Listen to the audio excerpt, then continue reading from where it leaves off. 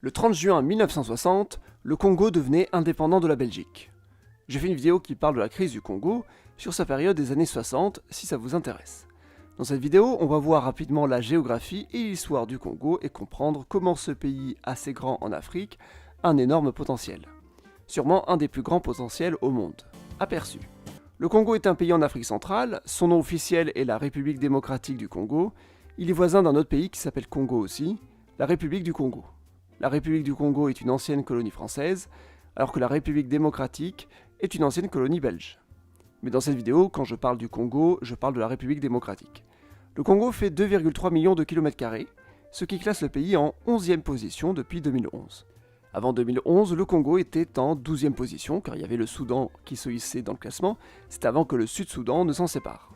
Et avant 1991, le Congo était en 11e position aussi, c'était avant l'indépendance du Kazakhstan.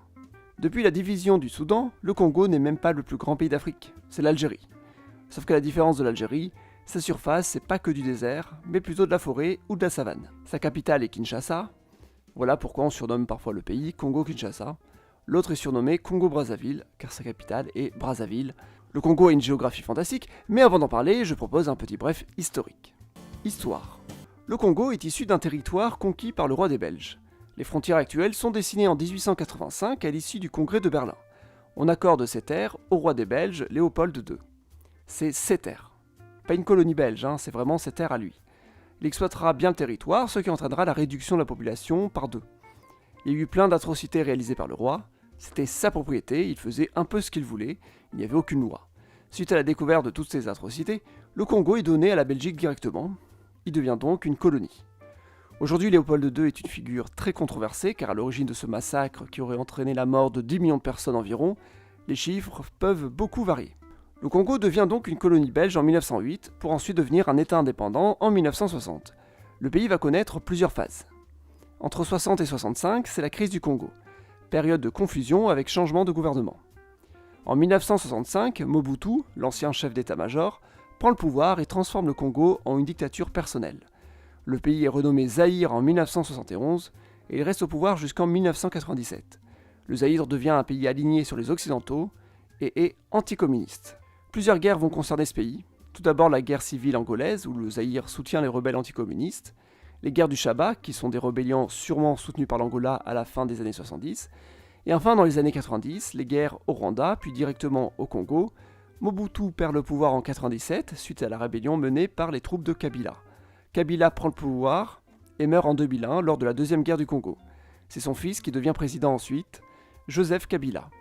On peut dire que Joseph Kabila détient le pouvoir depuis 2001. Il est président jusqu'en 2019. Depuis, c'est Félix Tshisekedi, le président, fils d'Étienne Tshisekedi, ancien ministre et un des plus célèbres opposants de l'histoire du Congo. Démographie. Bon, retournons à une géographie un peu plus générale pour comprendre le Congo et notamment sa démographie. Comme on peut le voir sur les images satellites, le Congo est divisé en deux grandes zones. Une zone où il y a de la forêt dense au nord et des plaines dans la zone sud, avec parfois des forêts moins denses. Avant d'entrer dans les détails géographiques, voici un aperçu des provinces du Congo. Le Congo est divisé en 26 provinces, ce découpage existe depuis les années 2000, mais il n'a été mis en place qu'en 2015. Le pays a connu plusieurs découpages au fil des années, je vous propose de voir le découpage d'origine, qui est le plus facile à mémoriser. Dans le découpage de 1960, il n'y avait que 6 grandes provinces, c'était plus simple. Il y avait la grande province de Léopoldville, aujourd'hui divisée en 5 petites provinces. On y trouve Kinshasa, la capitale. Sa population est en croissance. Il y a quelques années, on disait que Kinshasa faisait presque 10 millions d'habitants. Aujourd'hui, elle en fait plutôt 15 millions. On pourrait même dire 17 millions avec Brazzaville, la capitale de l'autre Congo, qui est située juste en face. C'est donc une des plus grosses agglomérations d'Afrique. Ici, on a la grande province du Kasaï, aujourd'hui divisée en 5 petites provinces. On y trouve Mbuji-Mayi, 3 millions d'habitants, et Kananga, 2 millions d'habitants. Au nord, il y a la grande province de l'Équateur, aujourd'hui divisée en 5 petites provinces. C'est grand, mais pas très peuplé. C'est surtout de la forêt, il n'y a pas de ville millionnaire. Au nord-est, il y a la grande province orientale, aujourd'hui divisée en 4 petites provinces. On y trouve Kisangani, qui fait 1 million d'habitants, dans son agglomération. À l'est, il y a la grande province du Kivu, divisée en 3 petites provinces. Cette division est bien antérieure au découpage de 2015, c'est une zone très peuplée. On y trouve Bukavu, 1 million d'habitants, et Goma, 2 millions d'habitants. Et enfin au sud, la plus célèbre des grandes provinces du Congo, le Katanga. aujourd'hui divisée en 4 petites provinces. On y trouve Lubumbashi, presque 3 millions d'habitants. La deuxième ville la plus importante du Congo, le Katanga, est une région très riche. On trouve donc 7 agglomérations millionnaires dans ce grand pays. Mais j'en viens au sujet principal de ce chapitre, la population du Congo. Combien y a-t-il d'habitants dans ce grand pays ? Je me souviens que dans les années 2000, on disait que le Congo était le deuxième plus grand pays francophone derrière la France. En effet, au Congo, le français est l'unique langue officielle. Et dans les années 2000, le Congo comptait environ entre 50 et 60 millions d'habitants. En 2013, le Congo a dépassé les 70 millions d'habitants, confirmant sa première position de pays francophone. Ce qui est impressionnant, c'est que le Congo ne comptait que 35 millions d'habitants en 1991, soit moitié moins qu'en 2013, et en 1960, au moment de son indépendance, il n'y en avait que 15 millions. Et aujourd'hui, il n'y a pas vraiment de statistiques récentes officielles, mais selon la CIA, en 2022, la population du Congo est estimée à 108 millions d'habitants. C'est donc presque 40 millions d'habitants gagnés en 10 ans. C'est assez énorme comme évolution. 35% de la population du pays est apparue dans les 10 dernières années. Toujours selon la CIA, le Congo est le 7e pays au monde pour la natalité, et les pays devant sont beaucoup moins peuplés. D'ici 2050, le Congo sera sûrement à 200 millions d'habitants. Depuis 2022, le Congo est le 3e pays le plus peuplé d'Afrique, derrière le Nigeria et l'Éthiopie. Le Congo vient tout juste de dépasser l'Égypte, et il dépassera bientôt l'Éthiopie. En termes de PIB, c'est moins glorieux. Le Congo est derrière plusieurs pays bien moins peuplés en Afrique, mais plus sa population augmentera, et plus son PIB aura un potentiel d'augmenter. Le Nigeria a 2 fois plus d'habitants, pour un PIB 8 fois plus gros. Il faut donc voir comment va évoluer le Congo, surtout que c'est un pays francophone, et qui pourra avoir une grande influence dans cette sphère linguistique. Mais il faut voir aussi comment le français va évoluer. Langue surtout parlée en ville, le pays se situe à la limite de la sphère francophone au nord-ouest de l'Afrique, et anglophone situé à l'est ou au sud. L'anglais est donc la principale langue étrangère étudiée. Le néerlandais, lui, langue de la Belgique aussi, n'a jamais été vraiment présent. À part ce français officiel, et encore peu parlé, on trouve des langues nationales, qui elles aussi sont rarement des langues maternelles. Tout d'abord, il y a ce qu'on appelle le Kikongo, qui est en fait plutôt une famille de langues et de créoles, dont le plus connu est le Kituba.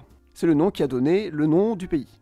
La langue est parlée surtout là où il y a accès à la mer, c'est donc la première langue croisée par les colonisateurs.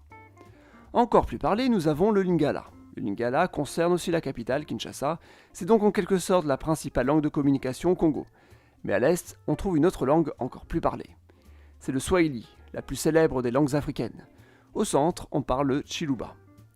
Les populations du Congo parlent ensuite une grande variété de langues maternelles. On en compte des centaines, mais l'instruction à l'école se fait dans une des 4 langues nationales, précédemment citées, en fonction de la région, et en français.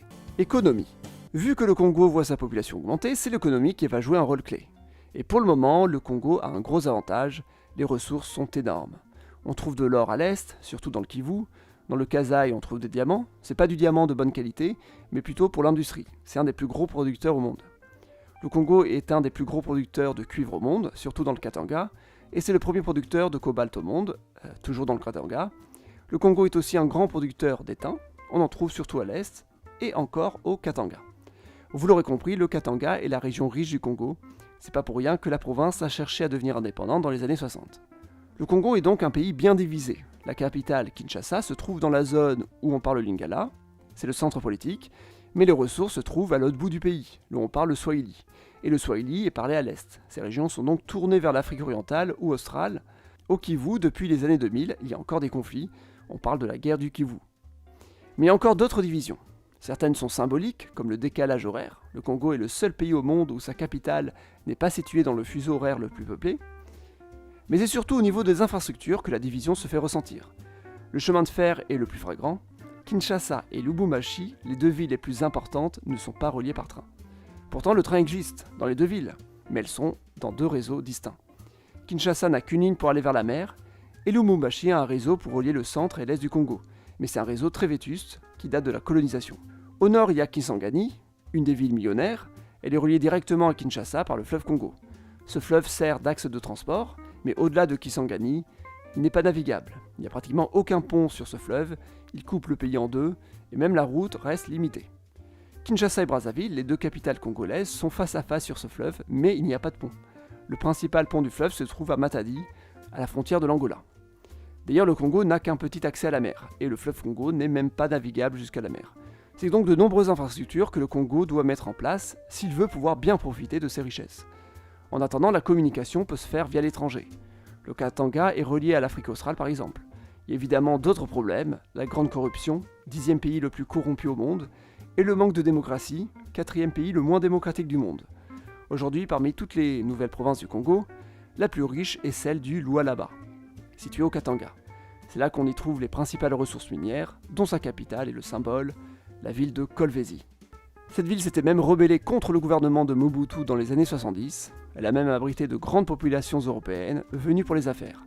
En 78, elle est prise en otage par des rebelles, sûrement financés par l'Angola, avant d'être libérée par une opération franco-belge venue aider le gouvernement. Et bien voilà, c'est tout ce que j'avais à dire sur le Congo. Si la vidéo vous a plu, mettez un pouce bleu et abonnez-vous pour soutenir la chaîne. Merci beaucoup.